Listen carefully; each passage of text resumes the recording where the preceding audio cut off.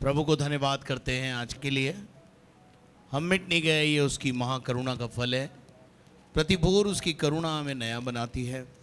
हमारे आँखों को आंसुओं से और हमारे पाँव को ठोकर खाने से बचाने वाला हमारा परमेश्वर धन्य है, और दिन भर जय के उत्सव में लेके चलने वाला परमेश्वर है। यदि हम अपने दिन की शुरुआत प्रभु के साथ करें तो। और भजन 1 के अंदर आज हम आखिरी आयत की आखिरी लाइन पढ़ेंगे। क्योंकि यहोवा धर्मियों का मार्ग जानता है, यहोवा धर्मियों का मार्ग जानता है, और परंतु दुष्टों का मार्ग नष्ट हो जाएगा। दुष्टों का मार्ग नष्ट हो जाएगा। मेरे अजीजों, जब मार्ग की बात आती है, यीशु मसीह ने कहा मार्ग, सत्य और जीवन मैं ही हूं। और यीशु मसीह ने अपनी दया के दिनों में जब बात करते हुए अपने चेलों को सिखाया, धरती पर 2 मार्ग हैं, एक सकड़ा मार्ग और एक चौड़ा मार्ग। ऐसा उदाहरण देकर समझाया। जो चौड़ा मार्ग है वो उसकी डेस्टिनेशन, उसकी मंजिल जो है वो नरक है, और जो सकड़ा मार्ग है जिसमें तकलीफें हैं, निंदा है, आप सत्य पे चलेंगे, लोग आपको निंदित करेंगे, सताएंगे, परेशान करेंगे, दुखी करेंगे, लेकिन उसकी डेस्टिनेशन, उसकी जो मंजिल है, वो मंजिल जो है वो स्वर्ग है। हालेलुया। ये चुनाव आपका है। परमेश्वर को वचन में लिखा है, मैं आशीष और जीवन, मृत्यु और जीवन, आशीष और श्राप, सब कुछ तुम्हारे सामने रखता हूं, और तुम्हें एक सलाह देता हूं कि तुम आशीष और जीवन को चुन लो। लेकिन फिर भी बहुत सारे लोग चुनाव की प्रक्रिया में धोखा खा जाते हैं। तो हमें अपने जीवन के अंदर एक राइट चुनाव करना, और वो कौन सा चुनाव है जो आपको, कौन सा रास्ता है जो आपको स्वर्ग पहुंचाता है। अब बात यहां पर 6 पद में है, वो धर्मियों का मार्ग जानता है। लेकिन आज फिर जब हम इस भजन की आखिरी आयत में हैं, और फिर प्रभु का वचन कहता है दुष्टों का मार्ग नाश हो जाएगा। कई बार हम दुष्टों की बढ़ोतरी को देखकर बड़े दुखी होते हैं। हम सोचते हैं हम सत्य पे चल रहे हैं, हम रोज सताए जाते हैं, हम रोज ताड़ना प्रताड़ना मिलती है, हम बीमार रहते हैं या अन्य प्रकार की और समस्याओं में से होकर गुजर रहे होते हैं। और ये दुष्ट है जिसका सर भी नहीं दुखता, नो डाउट। वो पाप पर पाप करते हैं, गुनाह पर गुनाह करते हैं, और सीमाओं को भी लांघ जाते हैं, लेकिन उनके साथ कुछ नहीं होता। मेरे अजीजों, मैं आपको बताना चाहता हूं, अगर आपकी ताड़ना हो रही है तो आप ये बात ध्यान रखिए, आप त्यागे नहीं गए हैं। अभी परमेश्वर ने आपको छोड़ा नहीं। कुछ सीमा तक परमेश्वर हमारी ताड़ना करके हमको रास्ते पे लाना चाहता है, लेकिन जब हम ताड़ना से भी नहीं मानते तो परमेश्वर, घर में माँ बाप भी जब बच्चा नहीं मानता है तो उसको उसके हाल पे छोड़ देते हैं। ऐसे ही हमारा परमेश्वर भी जब हम बार बार समझाने पर भी नहीं समझते हैं तो उनका परमेश्वर उनको उनके हाल पर छोड़ देता है, और वो अपने हुक एंड टुक कैसे भी करके अपनी बढ़ोतरी करते रहते हैं। पर एक बात ध्यान रखिए, कटनी तक दोनों बढ़ेंगे, दुष्ट और असली और नकली दोनों बढ़ेंगे, लेकिन एक समय ऐसा आएगा जब नकली पेड़ जो है वो काटा जाएगा और पहले आग में झोंका जाएगा। तो दुष्ट की डेस्टिनेशन जो है वो आग है, धर्मी की डेस्टिनेशन जो है वो स्वर्ग है, अनंत जीवन है। तो प्रभु का वचन कहता है कि मैं धर्मियों के, दुष्टों का मार्ग नाश हो जाएगा। आप मत समझिए कि वो, जैसे मैंने बड़ का पेड़ और बबूल का पेड़ का उदाहरण दिया था, कि बबूल का पेड़ भी बढ़ता है लेकिन एक लिमिट होती है, लेकिन बड़ का पेड़ इतना विशाल धारण कर लेता है अपने आप को कि इसकी सीमा नहीं, और शायद अन्य पेड़ उसे देखकर जलते होंगे। जैसे मनुष्य भी कभी अपने पड़ोसी को जो दुष्ट है बढ़ते हुए देखते हैं तो जलन होती है, यार इसके पास गाड़ी कहाँ से आ गई, घोड़ा कहाँ से आ गया, बंगला कहाँ से आ गया। लेकिन बाइबल बोलती है, भजन 37 1 और 2 पढ़िए, भजन 37 1 और 2। कुकर्मियों के कारण कुकर्मियों के कारण यानी दुष्ट के कारण मत कूद, मत कुड़। क्या प्रभु का वचन कह रहा है? उसको बढ़ रहा है, बढ़ने दे, कुड़ मत उसके कारण। कुड़कुड़ाहट मत ला अपने जीवन में। एक धर्मी का ये क्वालिटी होती है कि वो कभी कुड़कुड़ाएगा नहीं। और नहीं तो ये पढ़ लीजिए, कुकर्मियों, कुकर्मी का मतलब दुष्ट है, दुष्ट का ही दूसरा नाम कुकर्मी है, कुकर्म करने वाला, गलत काम करने वाला। उनके कारण मत कुड़, कुटिल काम कर, गंदे काम करने वालों के विषय में डाह ना कर। आगे बढ़िए, दूसरा पद। क्योंकि वे घास के समान झटकट जाएंगे। उनको किस चीज से उपमा दी है परमेश्वर ने? मैं आज आपको दुष्ट की कुछ उपमाएं बताऊंगा कि दुष्ट किसके समान है। यहां सबसे पहले लेखक बोलता है, भजन का 37 का लेखक बोलता है कि वो घास के समान है। और घास ज्यादा दिन तक टिकती नहीं माय डियर। घास थोड़े समय जरूर हरी भरी दिखती है, लेकिन थोड़े ही समय के बाद घास का पीला पड़ जाना और नष्ट हो जाना तय है। इसी प्रकार से दुष्ट का थोड़े समय के लिए वो हरा भरा हो जाए, लेकिन उसका अंत जो है वो घास के समान है, वो सूख जाती है, वो मुरझा जाती है। लेकिन आप और मैं धर्मी लोग मुरझाएंगे नहीं, परंतु परमेश्वर मुझे और आपको ना मुरझाने वाला मुकुट हमारे माथे पर रखेगा। आमेन। दूसरा एक और पद पढ़ेंगे हम परमेश्वर के वचन में से 49 का 20, भजन 49 का 20। मनुष्य चाहे प्रतिष्ठित भी हो, मनुष्य चाहे बहुत प्रभावशाली बन जाए। कभी कभी हमें लगता है हम बहुत प्रभावशाली हो गए, परंतु प्रतिष्ठित हो जाते हैं, मशहूर हो जाते हैं अपने शहर में, अपने राज्य में। परंतु मनुष्य चाहे प्रतिष्ठित हो जाए, परंतु दुष्टता करके, गलत काम करके, अवैध काम करके शायद पैसा कमा ले और प्रभावशाली हो जाए, परंतु यदि वे पशुओं के समान हैं, यदि वे समझ नहीं रखते, चुनाव सही नहीं है, तो उनको परमेश्वर का वचन बताता है वे पशुओं के समान है, वे जानवरों के समान है, पशु के समान है, जो मर मिटते हैं, जो मिट जाता है। वे पशु के समान है जो मिट जाता है।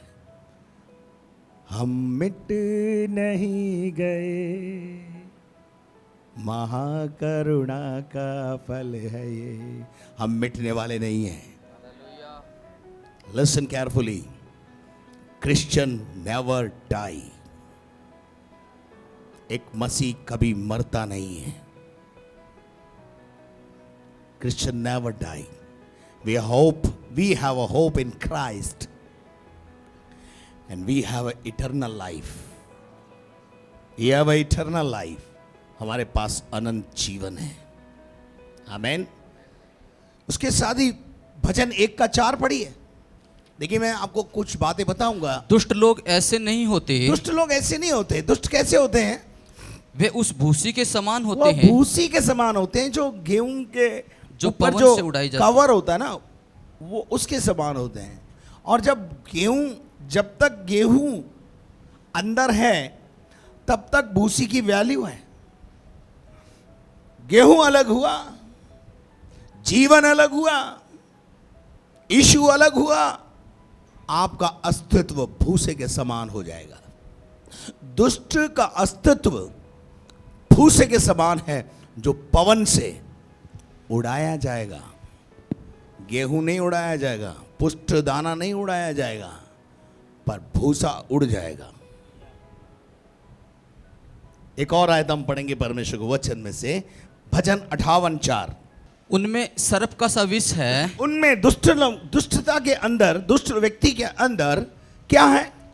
उनमें सर्प सांप का जैसा विष है। विष कहलाते तो विश्वासी हैं, लेकिन हैं विश्वासी।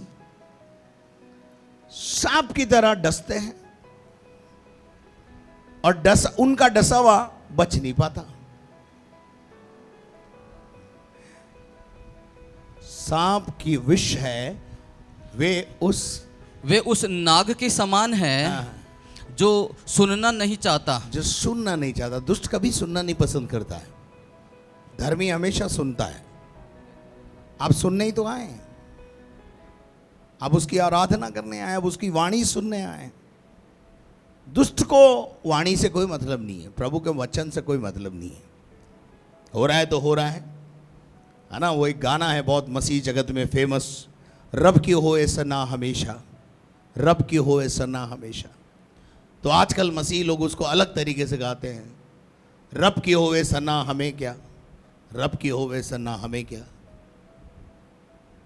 आजकल मसीहों ने उसको अंदर थोड़ा सा चेंज कर लिया है। हमें क्या, सेमिनार हो रहा है हमें क्या, फंक्शन हो रहा है, प्रभु की आराधना हो रही है, रोज मॉर्निंग डिवोशन हो रहा है, हमें क्या। क्या आप मेरे साथ हैं? वो जहर फैलाता रहता है। चलिए एक और पद पढ़ेंगे जल्दी से, भजन 78 का 57। और मुड़कर अपने पुरखाओं की नाई हाँ विश्वासघात किया, हाँ। उन्होंने निकम्मे धनुष की नाई धोखा दिया। वे मुड़कर पुरखाओं की नई विश्वासघाती है। दुष्ट हमेशा विश्वासघाती रहेगा, ध्यान रखना। वो विश्वास तोड़ेगा, और हम तो विश्वासी हैं, हमारी धरोहर ही विश्वास है, लेकिन वो हमेशा विश्वासघात करेगा। दुष्ट कभी भी किसी का सगा नहीं हुआ है, उसको विश्वासघात करने में ही मजा आता है। तो वो विश्वासघाती है, और निकम्मे धनुष की नाई धोखा दिया। निकम्मे धनुष का मतलब क्या है? मतलब आप जानते हैं कि बहुत से दफा आप जाते हैं मेलों में, प्रदर्शनियों में जाते हैं, और एक गुब्बारा फोड़ने वाला जो है वो एक गन लेके खड़ा होता है। आप देखते हो उस गन के अंदर कुछ ऐसा मैजिक कर दिया जाता है, ट्रिक डाल दी जाती है कि बहुत कम लोग जो है निशाने पे लगा पाते हैं। ये दुष्टता है। लोगों को मंजिल तक ना पहुंचने दें, ये दुष्टता है, दुष्टता।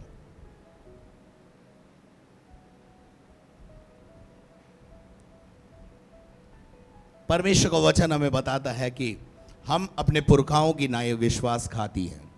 हमारे पुरखाओं ने विश्वासघात किया। जब इजराइली बयाबान में थे, मूसा उन्हें निकाल के लाया, जंगल में से मिस्र में से निकाल के ले आया, और मूसा जो है उनकी अगुवाई कर रहा है। अगुवाई करते करते आप जानते हैं कितनी कुड़कुड़ाहट, बुड़बुड़ाहट रास्ते में इजराइली लोग करने लगे। वापस मिस्र में जाने की बात करते हैं, वापस लौट जाने की बात करते हैं, बैक स्लाइड होना चाहते हैं। मूसा का नेतृत्व नहीं चाहते, जो निकाल के लाया उसका नेतृत्व नहीं चाहते। विश्वासघात किया उन्होंने, अपने अगुवे को साथ कितना कुछ किया वो मुझे बताने की जरूरत नहीं। आप बाइबल पढ़ते, बाइबल को पढ़िए और आप जान लीजिए वो विश्वासघाती निकले। और अगर हम अगर विश्वासघाती हैं तो भाई दुष्ट से कम नहीं है। चलिए एक और आयत हम पढ़ेंगे, भजन 144 का 4। मनुष्य तो सांस के समान है, उसके दिन ढलती हुई छाया के समान है। हाँ, दुष्ट मनुष्य जो है वो किसके समान है? सांस के समान है, और वो ढलती हुई छाया के समान है। अब देखिए, छाया का कोई औचित्य नहीं होता। परछाई, छाया, दुष्ट थोड़ी देर के बाद आपको दिखाई नहीं देगा, ये ध्यान रखना। मैं थोड़ा सा देर के बाद धर्मी पे भी आने वाला हूं। दुष्ट और धर्मी को जब तक हम साथ रख के नहीं देखेंगे ना, तब तक हमें समझ में नहीं आएगा। इसलिए आज जरूरी है कि हम इस बात को समझें कि दुष्ट जो है वो उसका औचित्य क्या होने वाला है। भजन 144 के 4 में हम देख रहे हैं, वो सांस के समान है, उसका दिन ढलती हुई छाया के समान। वो ढलती हुई छाया के समान है, यानी थोड़े के समय के बाद वो दिखाई देगा ही नहीं। परमेश्वर के वचन में से यशायाह नबी की किताब 57:20, परंतु दुष्ट तो लहराते हुए समुद्र के समान है। समुद्र के किनारे जब हम जाते हैं, लहरें उठती है। लहरें उठी, जब आप लहरों को आते हुए देखते हैं बहुत अच्छी लगती है, लेकिन जब वो किनारे से टकराती है फिर दिखाई नहीं देती। उस किनारे से टकराना उनका अंत हो जाता है। दुष्ट मनुष्य को प्रभु के दास ने यहां पर यशायाह ने लहराते हुए समुद्र की समान कहा है, जो स्थिर नहीं रह सकता। मसीही जीवन में स्थिरता बहुत जरूरी है। स्टैब्लिशमेंट, एक स्थिरता हमारी लाइफ में आना बहुत जरूरी है। हम डावाडोल ना हो, बयार से उछाले ना जाएं। अगर उछाले जा रहे हैं तो फिर हम उस दुष्ट के समान हैं जो समुद्र की लहरें के समान है, जो उठती हैं और डूब जाती हैं। वो स्थिर नहीं रह सकता और उसका जल मैल और कीच उछालता है। आप सब इस बात को अच्छी रीति से समझते हैं। दुष्ट से कभी आशा नहीं करना कि कुछ अच्छा निकलेगा। दुष्ट जब भी मुंह खोलेगा गंदगी ही फैलाएगा, लेकिन धर्मी जब मुंह खोलेगा आशीष फैलाएगा। हालेलुया। ये फर्क है धर्मी और दुष्ट में। चलिए और आगे पढ़ेंगे, हम एक और पद पढ़ेंगे, नीति वचन 26-23। जैसा कोई चांदी का पानी चढ़ाया हुआ हाँ मिट्टी का बर्तन हो, हाँ वैसे ही बुरे मन वालों के प्रेम भरे वचन होते हैं। हाँ जी, दुष्ट कितना भी रसगुल्ले की तरह बोले, यही है। आवरण चढ़ा रखा है उन्होंने धार्मिक होने का।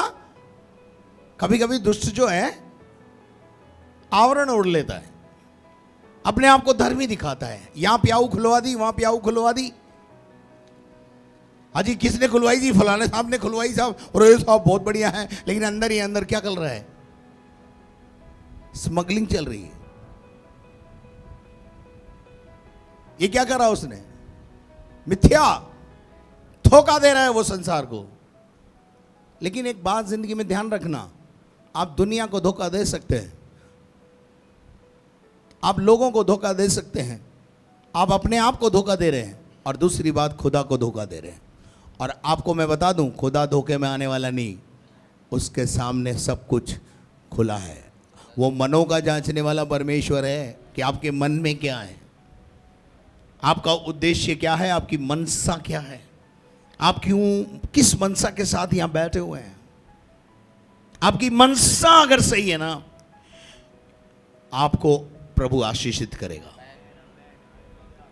दुष्ट अगर गलत उद्देश्य के साथ भवन में भी आ रहा है, वो कभी नहीं आशीषित होगा, कभी उसका काम नहीं बनेगा, कभी नहीं बनेगा, कभी नहीं बनेगा, कभी नहीं बनेगा। 3 बार बोल दिया मैंने। लेकिन अगर सही उद्देश्य के साथ एक लाइन भी आपने प्रभु से बोल दी ना, आपका कल्याण हो जाएगा। आमीन।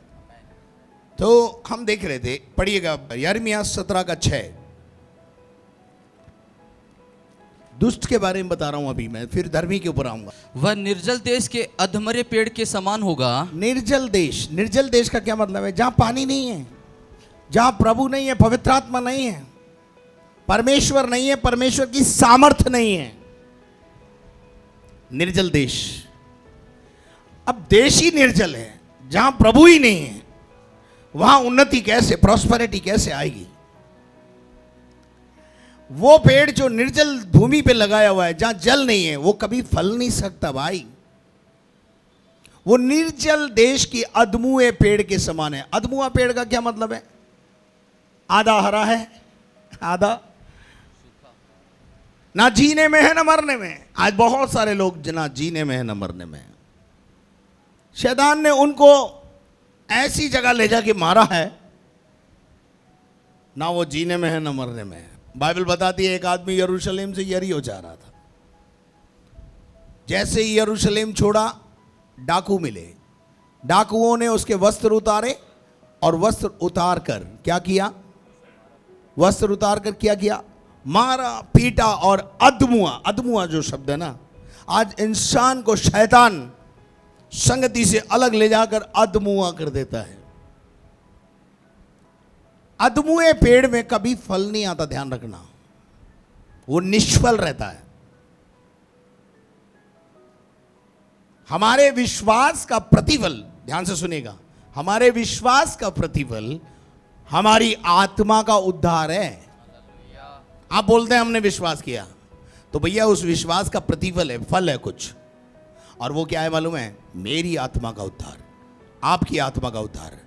अगर हमारा उद्धार हुआ है, हमारे पड़ोसी का भी उद्धार हमारे द्वारा हो जाएगा, हमारे रिश्तेदार का उद्धार होगा। यदि तू उद्धार पाएगा, तेरा घराना उद्धार पाएगा, वचन पूरा होगा। लेकिन जब आप दुष्टता करने लगेंगे तो उस पेड़ के समान हो जाएंगे जो कभी फल नहीं लाता। नीचे लिखा है वो कभी भलाई को और कभी भलाई न देखेगा, कभी भलाई नहीं देखेगा, कभी भलाई नहीं देखेगा। ध्यान रखना, इस संसार में उसके जीवन में कभी वो भलाई को नहीं देखेगा, और वह निर्जन और निर्जन तथा लोनछाई भूमि पर बसेगा। वो कैसी भूमि पर? निर्जल, निर्जल का मतलब है जहां पानी नहीं है। मेरे अजीजों, दुष्ट फलेगा फूलेगा नहीं, ये ध्यान रखना। परमेश्वर के वचन में से यजकेल 13:4 पढ़िए। उसका घर, उसका जीवन, उसका अस्तित्व क्या होगा वो पता था प्रभु का वचन। हे इज़राइल, हे इज़राइल, तेरा भविष्यद्वक्ता खंडरों में हाँ। की लोमड़ियों के समान बने हैं। हे इज़राइल, तेरे भविष्यद्वक्ता खंडरों में की लोमड़ियों के समान बने हैं। आपको पता है लोमड़ी कहाँ चली जाती है? खंडरों में चली जाती है। दुष्ट का डेस्टिनेशन यही है भाई, दुष्ट का घर खंडर हो जाएगा, वो लहराएगा नहीं, वो फलेगा फूलेगा नहीं। खंडर समझते हैं आप जानते हैं, मेरे को बताने की, एक्सप्लेन करने की जरूरत नहीं है कि खंडर क्या चीज होती है। जहां दुष्टता है वहां खंडरता आएगी, खंडन होगा, एकता नहीं रहेगी, प्रॉस्पेरिटी नहीं दिखेगी। यजकेल 22:25 और 22 का 27 दोनों पढ़ दीजिए। तेरे भविष्यद्वक्ताओं ने हाँ तुझमें राजद्रोह की गोष्ठी की। हाँ, उन्होंने गर्जने वाले सिंह के समान, गरजने वाले सिंह की नहीं, जो गरजता है। जैसे अपन बोलते हैं ना मारवाड़ी में, जो गरजता वो बरसता नहीं भाई, है? जो बरसता नहीं है उसको क्या है जी? उसके अंदर वो बादल है जो गरज रहा है, केवल आवाज कर रहा है वो। लेकिन पानी नाम की कोई चीज, यानी बारिश, उससे संभावना नहीं है कि बारिश हो जाएगी। लेकिन धर्मी जहां खड़ा होगा और जहां धर्मी गरजेगा ना, वहां पानी बरसेगा। Praise the Lord. धर्मी आशीष का मूल है पादरी साहब। आशीष नहीं पाने के लिए आए हम, परमेश्वर ने हमें आशीष पाने के लिए नहीं बुलाया है, हमें आशीष का मूल बनाया, मूल मूल। Praise the Lord. क्या लिखा है? अहेर पकड़ा और प्राणियों को खा डाला, और वे रखे हुए अनमोल धन को हाँ। छीन लेते हैं। ये रखे हुए अनमोल धन को क्या कर लेते हैं? छीन छीन हैं। लेते हैं। बर्बाद हो गए, जीरो पे आ गए, आपके पास अब कुछ भी नहीं है, तब इधर आना, और फिर मेरा परमेश्वर आपको जीरो से हीरो बनाएगा। यह है मेरे परमेश्वर की ताकत। लोग मुझे भी बोलते हैं, मुझे बोलते हैं भाई साहब लोगों को लूटता है। मैं बोला भाई लूटे हुए ही आते हैं यहाँ पे, लूटने के बाद आते हैं यहाँ पर।